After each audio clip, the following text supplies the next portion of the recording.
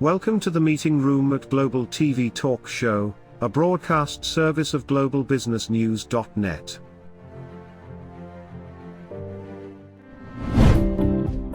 This episode from the meeting room of Global TV Talk Show is brought to you by The Bridge School, the accredited international online private school of choice, at bridgek12.org. Porch Light Rental and Destination Services. Reduce your renter lump sum or managed relocation costs.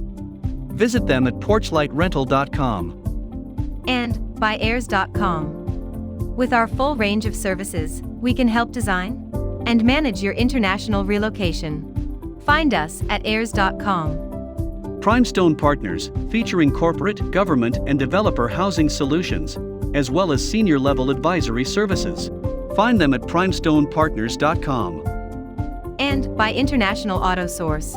We are the vehicle experts for expats, featuring all major brands of automobiles with flexible solutions and financing. On the web at intlauto.com.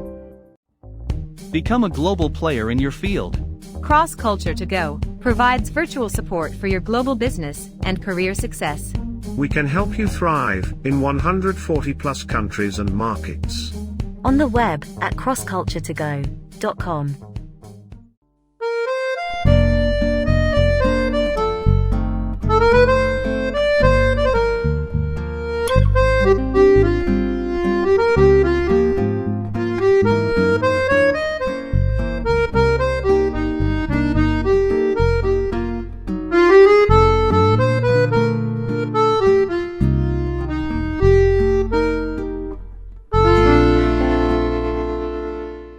Bonjour from San Diego, California. Today is 8/11. That's not the time, that's the date. And our special guest today is Mark Anderson.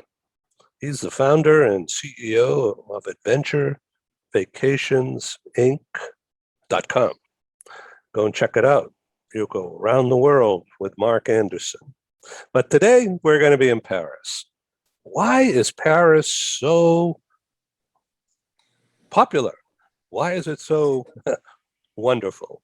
Now, personally, I have produced live conferences in Paris since, let's see, I think it was 2001. No, it was 1999. We partied like it was 1999 at Le Méridien in La Montparnasse Hotel area. And we had about 350 guests in the big ballroom. We had the Nouveau Beaujolais brought in because it was in mid-November. And we had a cheese and wine soiree after the educational event. I wish Mark Anderson could have been there because he would have relished in the joie de vivre that was so evident during the Ed Cohen talk show. So here we are today. It's the year of our Lord and your Lord, 2021. It's August 11, as I said. Mark Anderson, why is Paris so popular even now? Well, I think you mentioned it, Ed, when you just said joie de vivre, which means the joy of living. The Parisians seem to have a certain je ne sais quoi, which means I don't know what, way of living that seems to carry all the little joys of life into their nth degree, whether it be food or wine or shopping or fashion or art or architecture. It's just endless.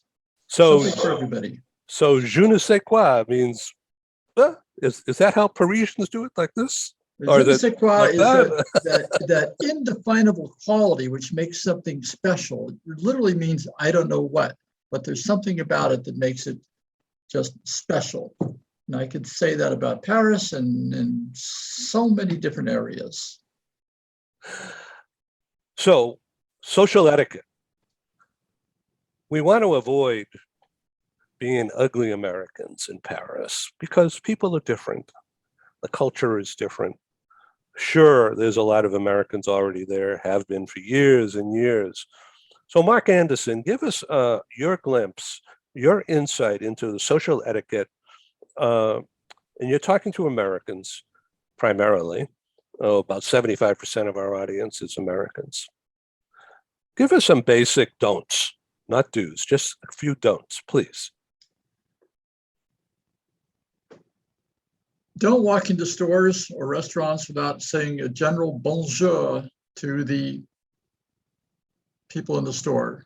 It's always considered good manners to say hello as you walk in, to say au revoir or goodbye as you walk out.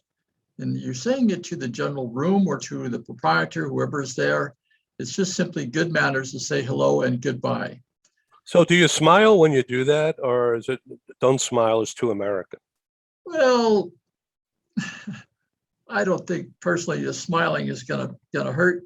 Be pleasant. Be pleasant, of course. And I think that's one of the things, the misconceptions about Paris is that they are inherently rude. That may have been true maybe 40 years ago, but in the past few decades, they've certainly mellowed out a bit and learned to be a bit more accommodating. In terms of other things, that makes up for a lot of it. A lot of it are social faux pas about dress. The Parisians dress to go outside. They feel they have a moral obligation to at least look good. Don't wear sweatpants or running shoes into the restaurant. They like people to put a little bit of effort in terms of their general appearance. Don't drink cafe creme past 11 o'clock in the morning. That's considered breakfast, and that's, you have your coffee at breakfast. It's little things like that. Okay, that's very helpful and very practical, and thank you. So we'll start again. I walk into a store, and any kind of a store, any store. You're coming into a private space from the public, from the outside, and you say, in America, you might say hi, or you say nothing. But in Paris, in particular, it's important to feel part of the scene. And so you fake it till you make it, and you say bonjour. Exactement. Okay, good. All right. So the basic reason for that is not to kiss up to them. It's just to show that you understand the culture. It's showing it, it's acknowledging somebody's existence as a fellow human being. It's important that you just at least make yourself known to them and vice versa.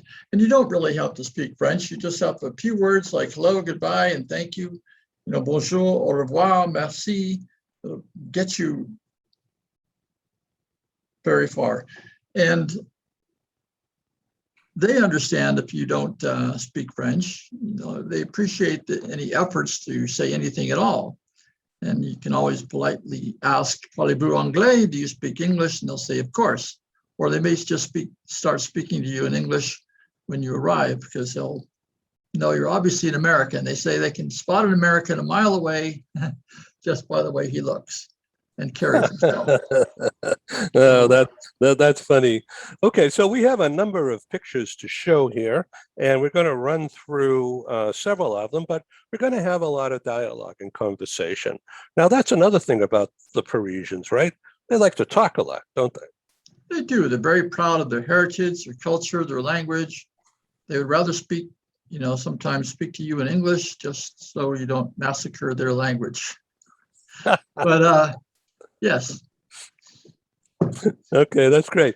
Paul, let's show some of these opening pictures that you have already queued up. Here we have Venez à Paris with Mark Anderson. So here we have the Champs-Élysées at Christmas time, looking west, and on the sides of those lighted trees, it's beautiful, isn't it? There are shops and hotels and restaurants. Mark, give us the feeling. Why do they do all of that? I mean, it's really extravagant, and it's beautiful scene. Well, the Paris, particularly at nighttime, really is lit up. There are even Paris illumination tours where you can go by bus and by boat just to see Paris at night. They really do like to dress it up, particularly during the holiday season, during Christmas and New Year's. They light up the Eiffel Tower, goes off with a million lights every minute or so.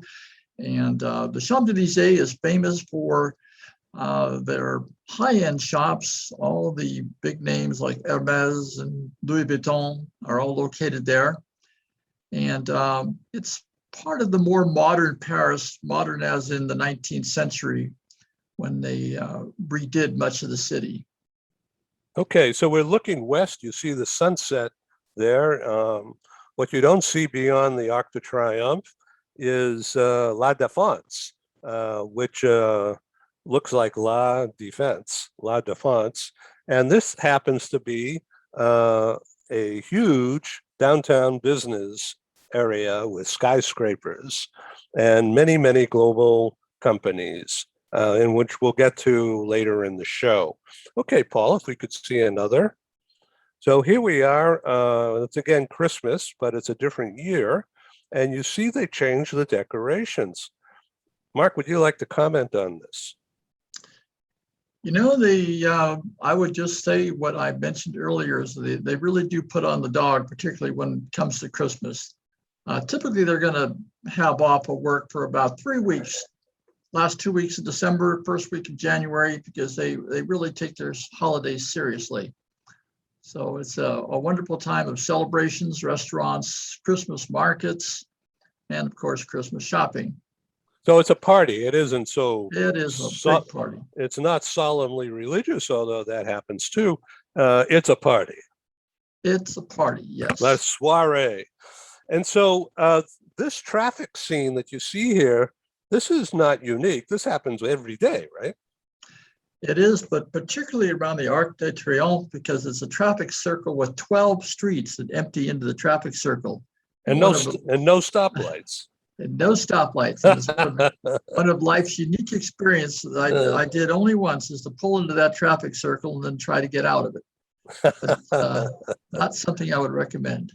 Boy, you know, this is brilliant art. You know, they have a touch with art. Look at the lighting, and look at the trees all decked out with wonderful lighting, and like the Star of Bethlehem all up and down the street. Yeah. Yeah, it's really unique. So the Arc de Triomphe is what, Mark? It's a national monument, isn't it? And what is it? What's it about? It's a national monument commemorating the glory of France and all of its empire and its military victories. And, you know, Napoleon Bonaparte, you know, at the time it was constructed, he pretty much conquered most of Europe and only stopped when he got to Russia. But he would march his troops down through the center of that arch, and in his triumphant marches, that's essentially what it is a testament to his ego and the glory of France. I see. And up on the roof there, you can go up to the top and look at the beautiful scenery from the top there. Exactly. You can go at the top and has a nice view of that whole area of Paris. Yes. Oh, I can't wait to do that again. Wow. Okay, let's go to the next picture. So here we are back again, but it's a different time of year. And you see La Défense Business Park, the campus in the background and some of the tall buildings, and traffic, no end.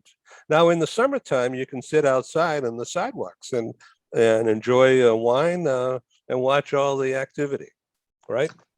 You certainly can. You can do that just about any time, although it does get a bit nippy December through March. But sidewalk cafe culture, some of the oldest cafes in the world are in Paris, places that have been there for 400 years, where everybody who was anybody has sat and had a cup of coffee, which they discovered around 1650 was the first coffee house. But some places like Les Procope and places where Bonaparte drank, and Ben Franklin, and all the rest of them. So that's one of the interesting historical things, that everybody was anybody the past 200 years has hung out in Paris at a time. Okay, next slide. So this is on the left bank of the Seine, or part of the Seine, and that structure on my upper left is Notre Dame, fabulous. And along the left side, you see an artist rendition of the book stands along there, and fashionable people. Mark, why don't you describe that a little bit better than I just did? Well, book stands are a tradition and a feature of Paris that have existed there for hundreds of years. They're individual booksellers. They're always selling old books, old magazines, nothing very new. It's typically kind of an old bookseller's market.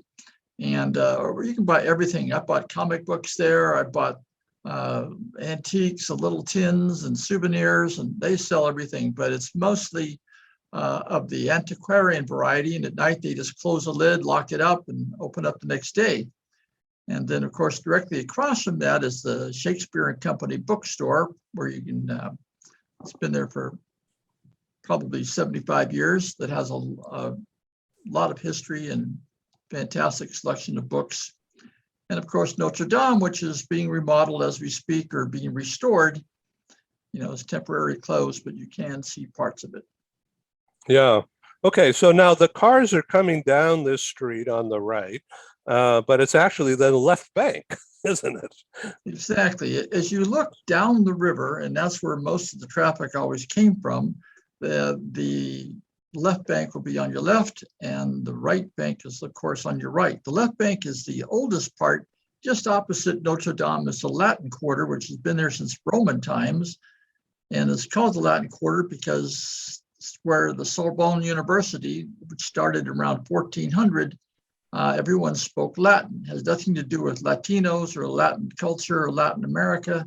It has to do with the language, which was spoken at the time. Okay, let's go to the next one. So I happened to take this picture a few years ago on a summer day, and you can see Tabac de la Sorbonne. That means that it's right near the university. But I took the picture in color, and we do have that, but I thought the black and white would look like an old Humphrey Bogart movie.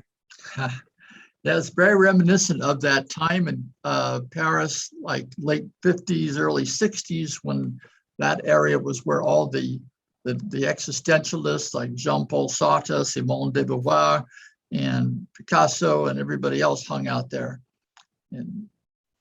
But that's a great area. It's very safe, because I was amazed coming home, even at midnight, to see single girls walking by themselves down the sidewalk. So it's a student town. It's arrondissement number 5 and 6, but it's a great area, very artistic, and that's really where, like, the Roman baths and the Museum Cluny are. And so that was the first settlement outside of Ile de la Cité 2,000 years ago. So, Mark, is that you sitting on the curb right over there? You see that guy going down the curb with the chapeau and the beard? Very much looks like you.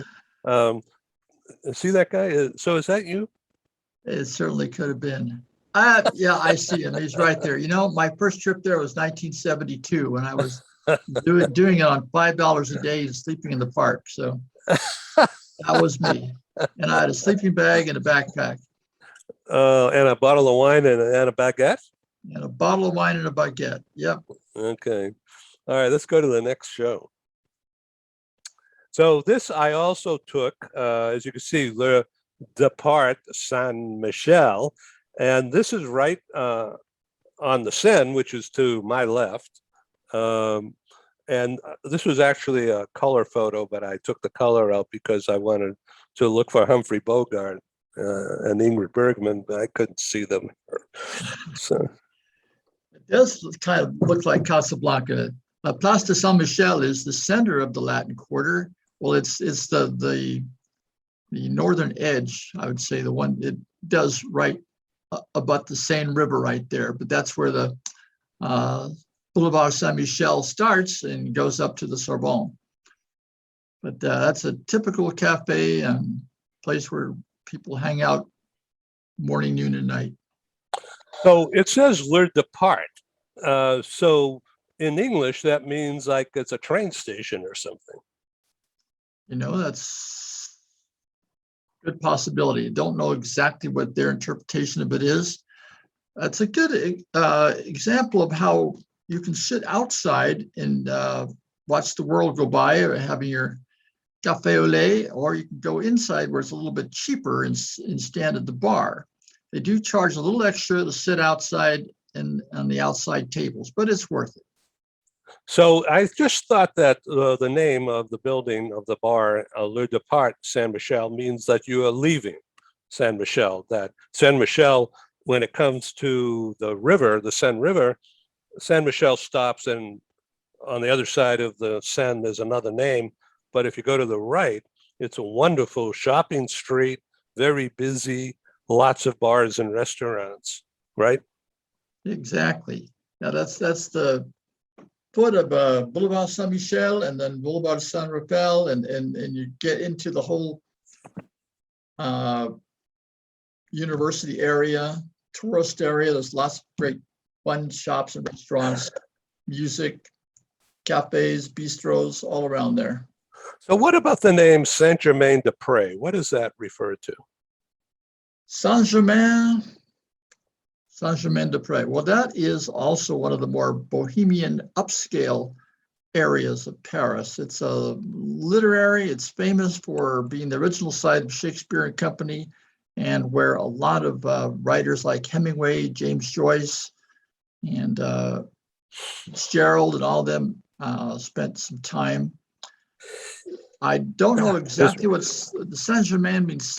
Saint-Germain, essentially. And they're all patron saints back when France was a very Catholic country. So out there, our audience, if you know the meaningfulness of Saint-Germain-des-Prés, send a message to me, publisher at globalbusiness.media, and I'll make sure Mark gets that too. All right, let's go to the next picture. Well, this, of course, this is in Saint-Germain and Saint-Michel area, but later at night, and you could see all the motor scooters and a few people hanging around. I think it was really late at night because all those chairs outside are empty. Yeah, it says Le Rive Gauche, which means the left bank. So it's a good indication of where it is. Okay, next picture. Well, this is one of my favorite places, the Trocadero area, and it's directly across from the museums and the Eiffel Tower. Mark, do you want to get into that more? Well, I think one of the good ways to basically understand Paris is it's divided into 20 arrondissements, of which most of the action or sightseeing is in the first 10. But it starts out with arrondissement number 1, which is in the Ile de la Cité, which is where Notre Dame is. So the original island right in the middle of the city, that's 1. And then it goes north 2, 3, 4, then it crosses back to the south, which is left bank 5, 6, 7, 8, and then back up to the right bank 9, 10, 11. So it's kind of a curious juxtaposition of neighborhoods, which is kind of resembles a nautilus shell. But when people speak about the area that they live in, they'll tell you which arrondissement they live in. So, in the zip codes, they'll end in number 5, number 6, number 7. That'll tell you they live in the left bank. But so Trocadero, as you could see, has stylish buildings. These are company offices as well as some very upscale residences. And this is a traffic circle. You can see the curvature in the buildings with these bars and restaurants along the bottom. And you can't see it right from this angle, but if you go to my left, you go behind the metro station and it crosses over, and there's additional restaurants and bars in a semicircle, and all of the chairs are looking out towards the Eiffel Tower. It's quite a sight, and it's my favorite place in Paris. All right, let's go to the next.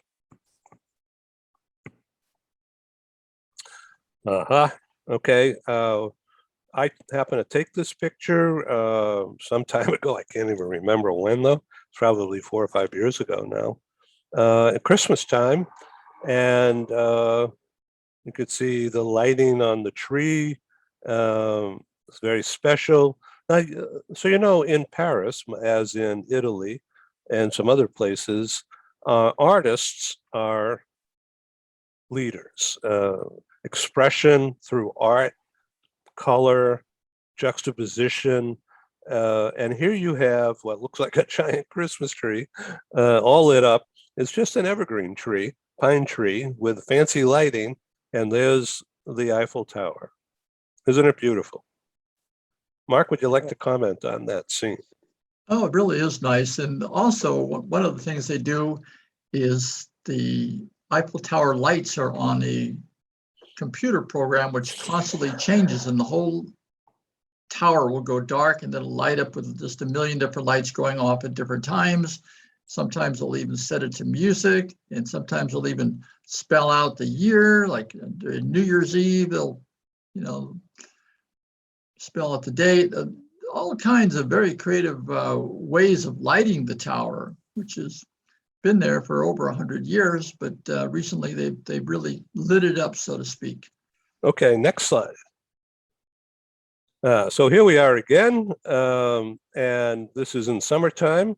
Now we're behind the Eiffel Tower, and looking towards, you see those horizontal columns, that's the area of Trocadero, and on the rear of those columns is the restaurants that I just mentioned. And now we're looking west, northwest, I guess, towards La Défense, which is the business area, the actual downtown of Wall Street of Paris. Mark?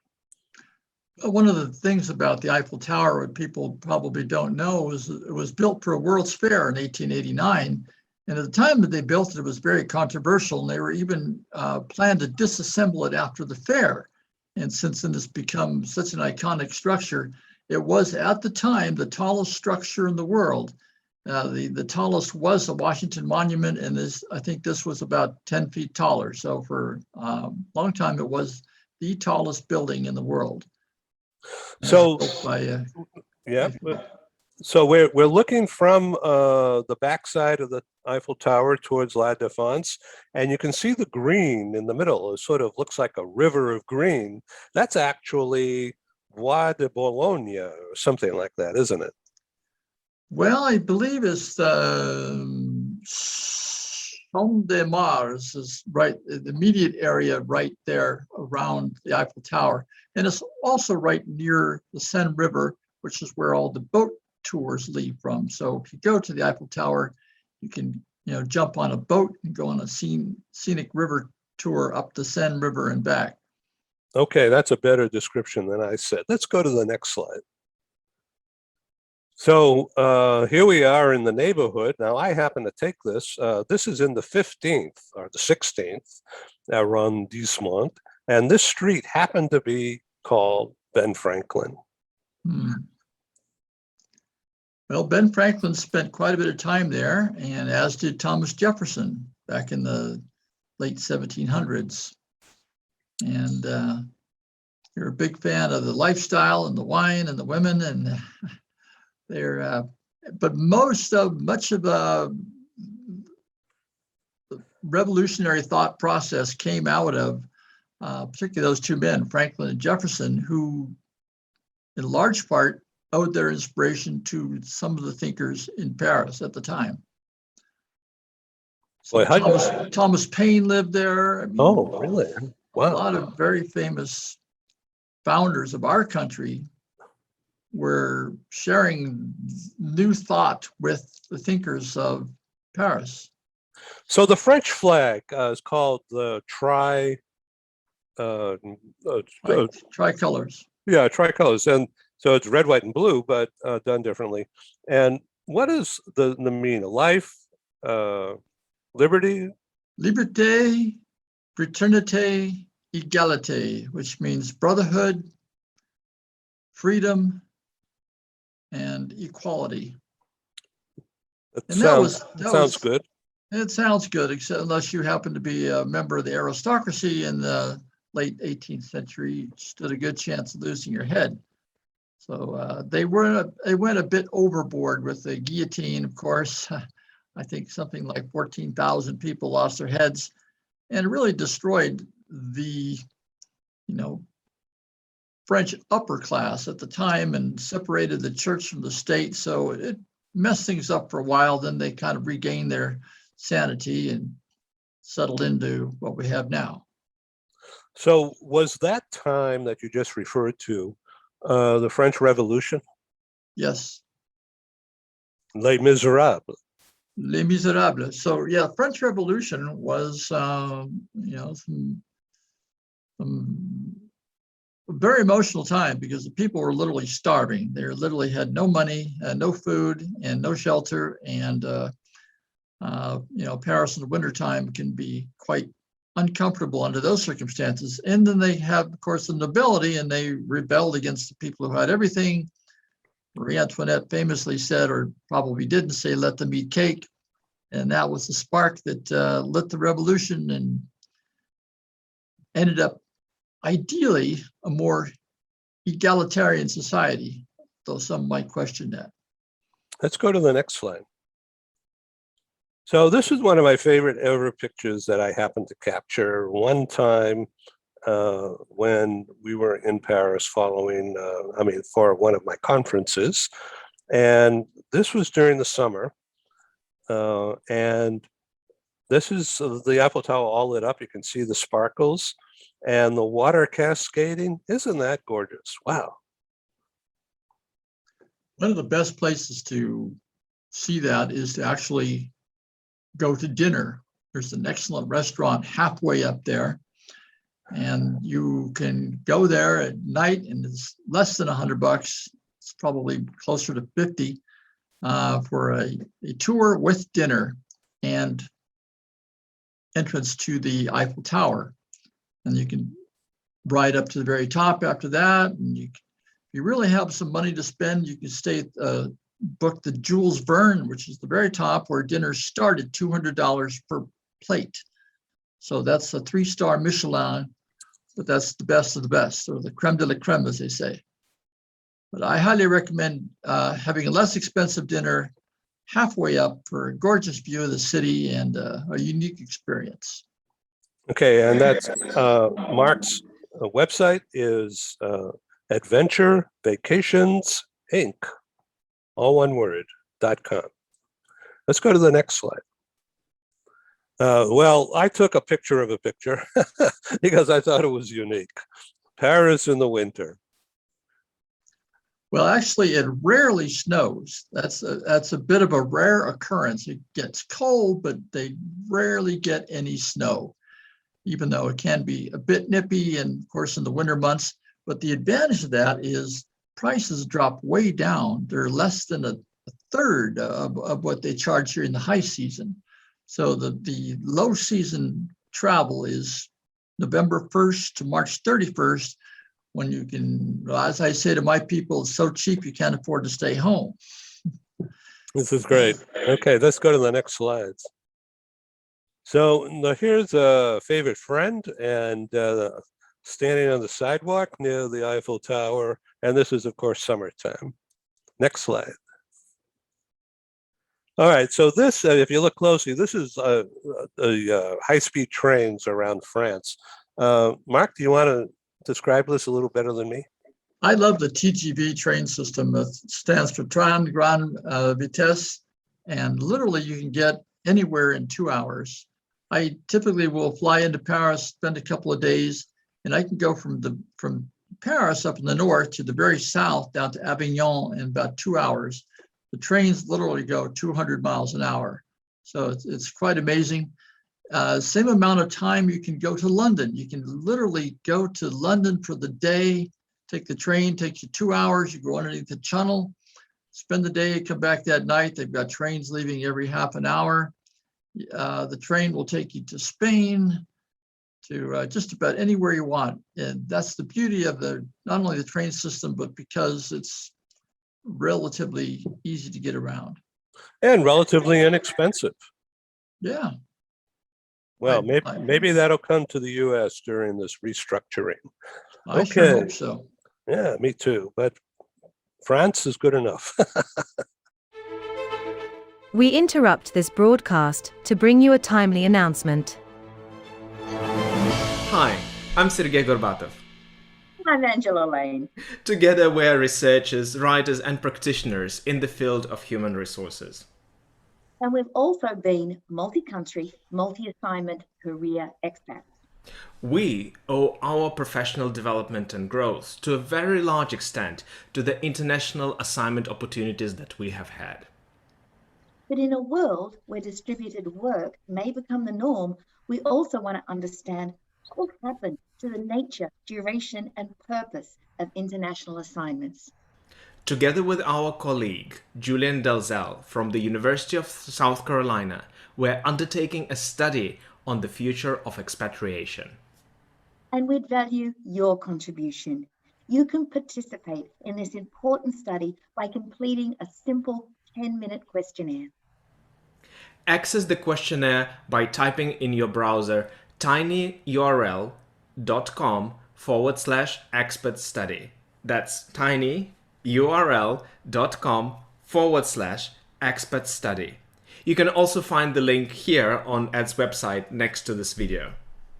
Thank you for joining us in this study. In return for your contribution, we'll provide you with a copy of our research.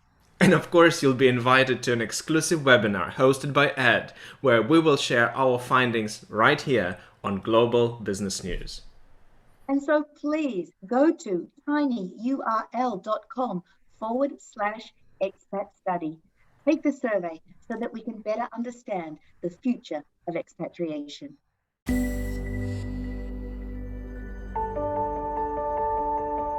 Something that's really neat is that the Bridge School partners with various organizations to provide learning for their students.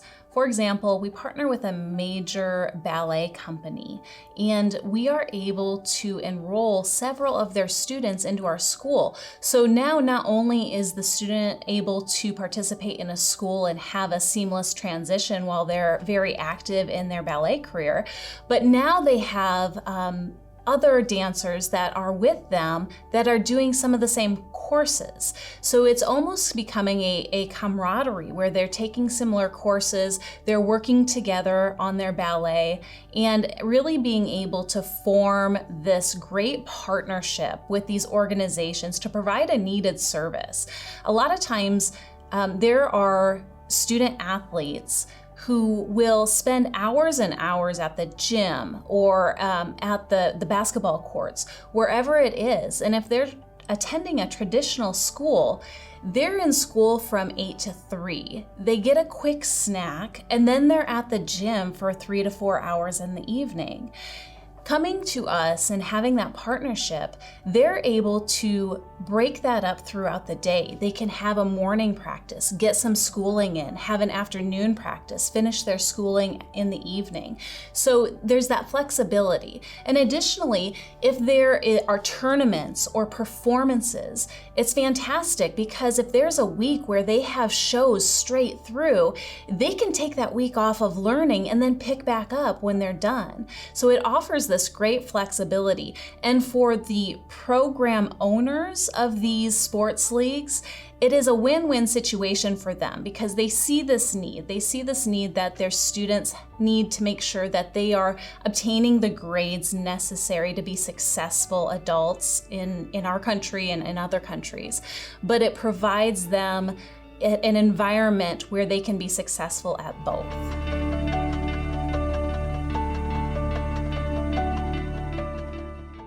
So, all right, this is the subway. It's a little hard to see, folks, but I wanted you to see how organized they are. Mark, do you want to talk about the metro? Well, the metro is very efficient, very cheap. for about a dollar, you can get from one end of town to the other. And all you do is simply identify your destination by either the color of the train line, or they'll have the ultimate destination on each end of the track. Sometimes you do have to switch, but one of the things is you're never further than 25 yards from a metro stop wherever you are in Paris. Very easy. My only drawback is I don't like walking down 3 flights of stairs to get on the metro, and I'm walking back up 3 flights. I'd rather just walk around taking sights topside. But it is very efficient, and it'll get you around rather cheaply. So it's better than a taxi. It's better than a taxi, yes. Okay, next. So this is a photo of a photo. This is inside La Défense area, which is the high-tech big business center. And you see some condos, some apartments, some hotels, and some office towers. I've been in that area many times. Let's go to the next slide. Well, this is wonderful. I did not take this picture, but I took a picture of a picture.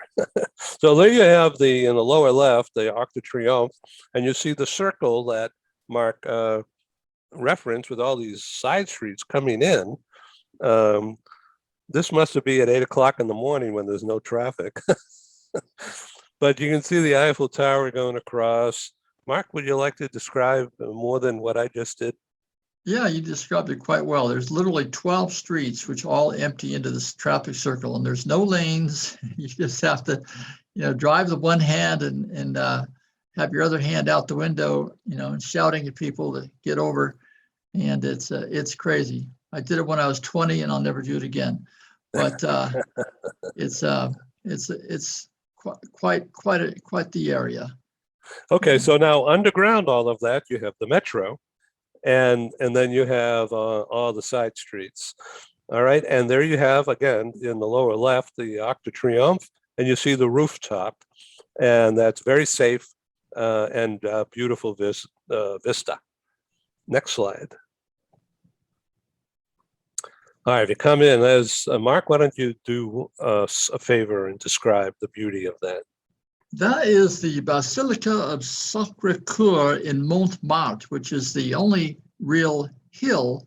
Montmartre means Mount of the Martyrs. 2,000 years ago, the Romans killed some Christians up there, and St. Denis, they cut his head off, and St. Denis walked around holding his head in his hand, still preaching. And so it's a beautiful basilica there. You can climb all the way to the very top of the stairs for some marvelous views. It was built by the French government as an apology to the French people for getting them involved in the Franco-Prussian War, in which the Prussians completely surrounded the city of Paris and literally starved them out for 3 years. But it's a gorgeous place, built in probably around 1800, and it's very hip to go up there at sunset and sit on the steps and admire the views. So other than sunset, it's a pretty lively place with lots of bars and restaurants and a few small hotels and a lot of really small artist, hippie-oriented housing.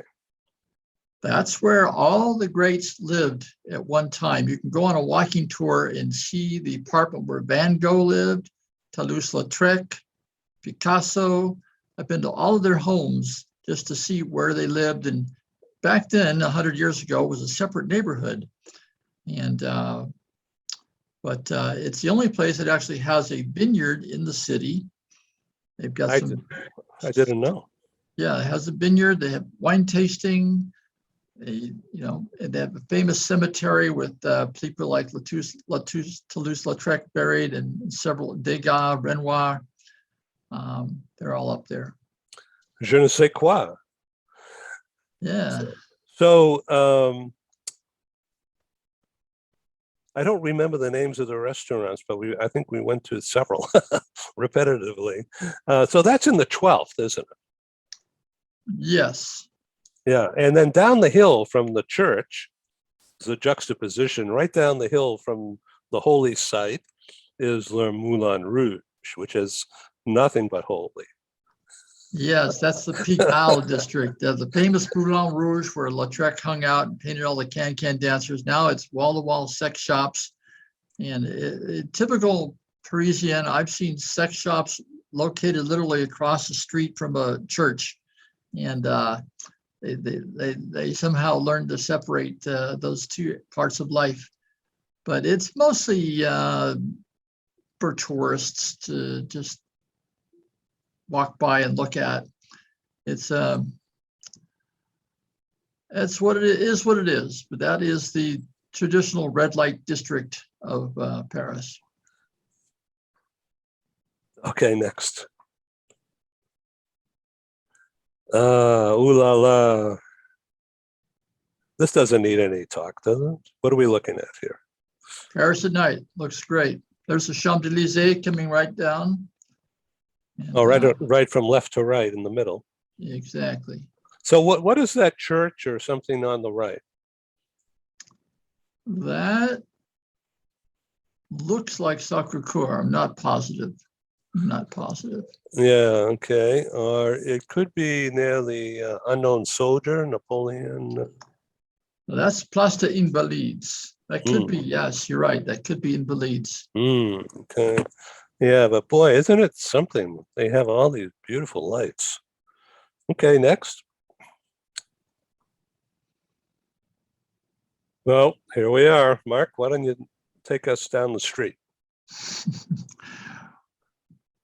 That's one of the grand boulevards. This area was developed by Haussmann, who prior to around 1840, Paris was just a rabbit warren of medieval villages.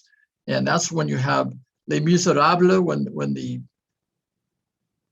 people were able to barricade the streets and have pitched battles with the police. Well, Napoleon saw this and he really created these streets to control the populace because he didn't want any places where people could build barricades. So he built wide streets that are as wide as the buildings were tall. None of the buildings are more than 6 stories, which is exactly how wide the street is. And it was Baron Haussmann who demolished about 3/4 of the city and rebuilt it in a more modern style, but still dates back to about 1840. So underneath all those trees are sidewalks and cafes. Exactly.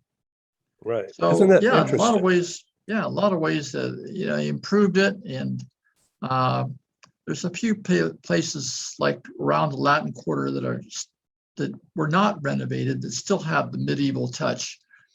But this is the more modern Paris as seen in the 19th century.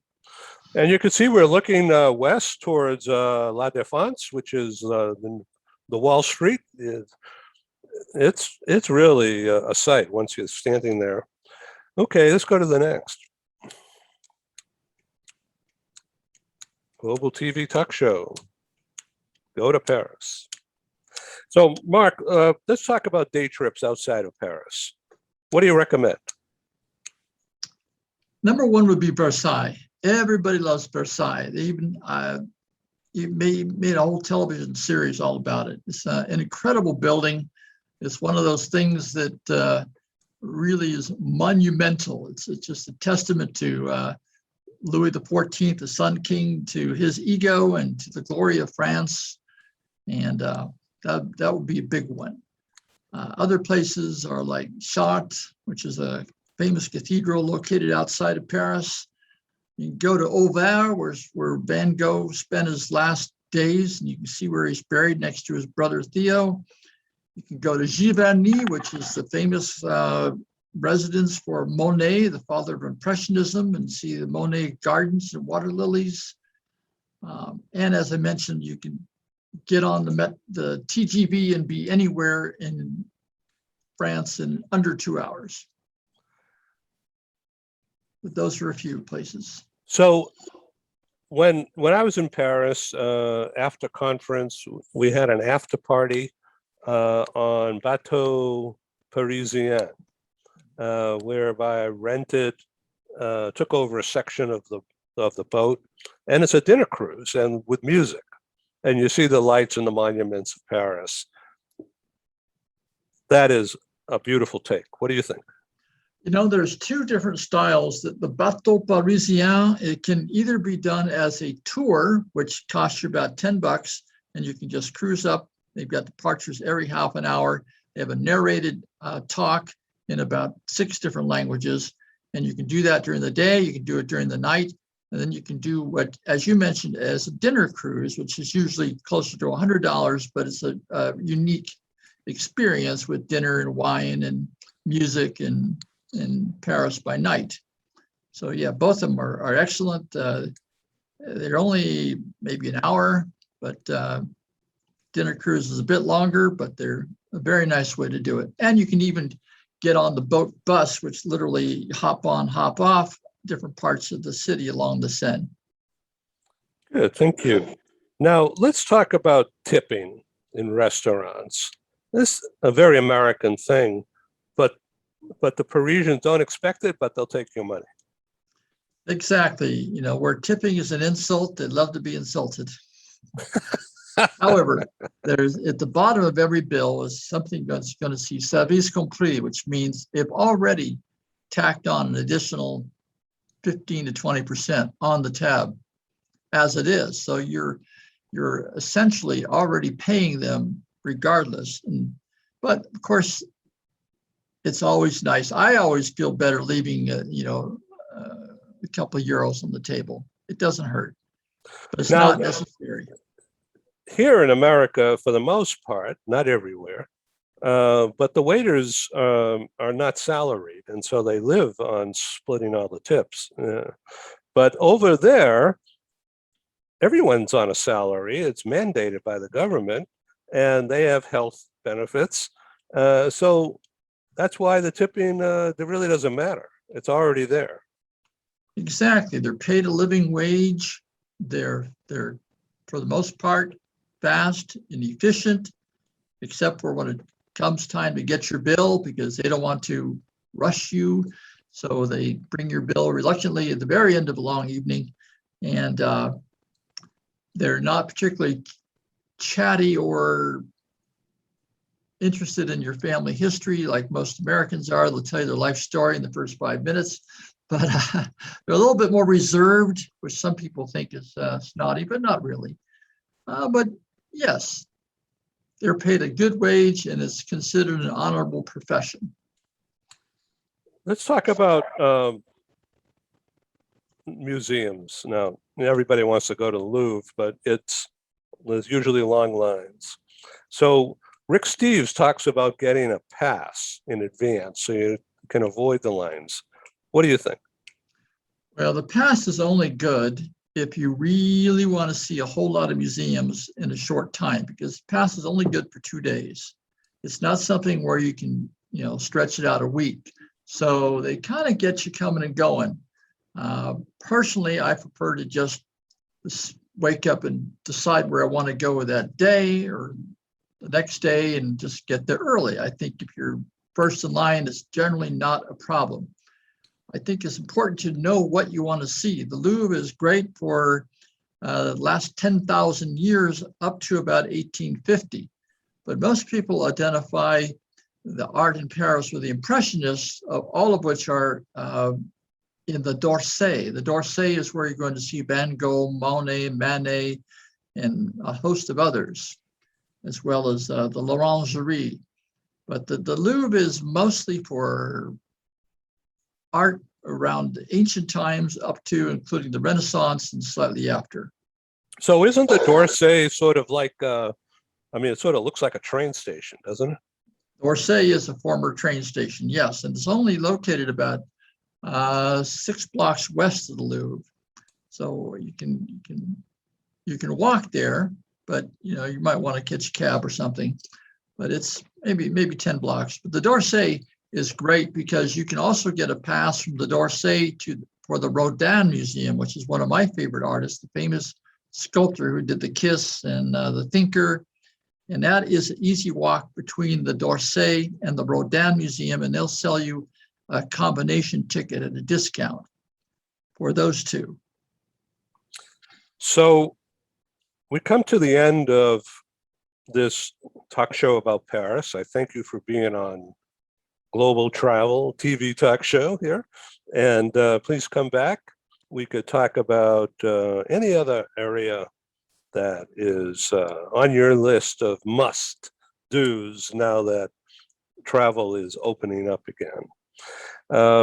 Let's talk about safety. We have to prove that we've been vaccinated, right?